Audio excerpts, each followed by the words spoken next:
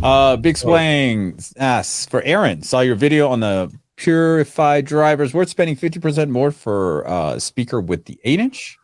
I have 2 subs already, so not sure if I need the extra low end of the 8-inch. If it's a 2-way, then maybe. But since you already have a sub, I'm assuming you're probably running 3-way for car. Most people in car audio do. I would say no. If you're running a 2-way and you're going to try to run on extra load, then yeah. But otherwise, I don't think, not for car audio. I don't see the point. I've been seeing that Buchardt added a new speaker with that Purify driver. Yeah. I can't get over the look of that thing. It's definitely a weird looking speaker. Please, like, if you're going to use it, like, I understand that it's probably awesome. Yeah. And, put a grill on that, at a certain, I just can't, it's screwed up, but I just look at them like, ugh. They've got a new 10-inch now that looks pretty freaking awesome. They've got a tweeter design that, like, I can only imagine. And the really cool thing about that tweeter is they've got it in a waveguide where it doesn't really limit the dispersion, it still does a good job of keeping the dispersion like what's what I'm looking for here, like even, like a typical waveguide is supposed to do, right? But usually waveguides will kind of narrow the dispersion on the top end. And this one doesn't do it. I think it still keeps it like plus or minus 50 or plus or minus 60.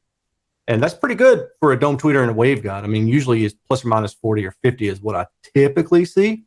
And that would be on the wider side of things normally. So anyway, I did ping them and I was just like, hey, when you guys get done with this sample speaker you got, send it to me because I would really be interested in testing it. Something else I was going to say too about that, and I've done forgotten, but the Buchardt stuff. And so here's my thing. I've reviewed plenty of Buchardt stuff, and I think they're all really good speakers. And I'm not talking about like the performance of them or the value of them, but I honestly wish that, because I saw that and somebody messaged me, hey, are you going to review this one? And I'm just like, I think I'm done with Buchardt because I'm seeing the same design. It's an evolution of the previous design every time, so it gets a little bit better and better.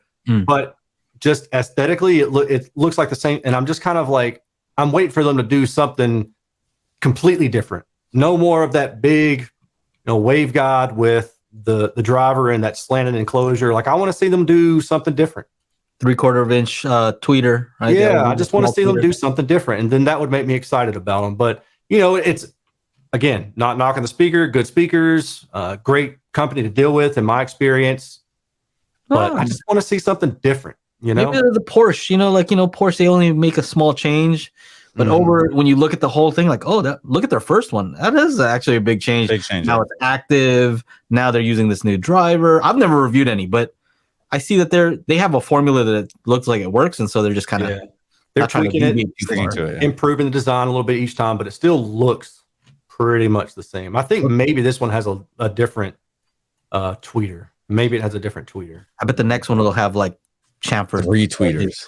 If they would even do that, 3 tweeters, yeah. If they would do even just change the enclosure a little bit, just to make it different, I think that would probably excite people enough to, like, okay, I like what they sell, and this one's actually different enough to warrant me stepping up to it. Just round the edges off. Just do that alone, or square them off.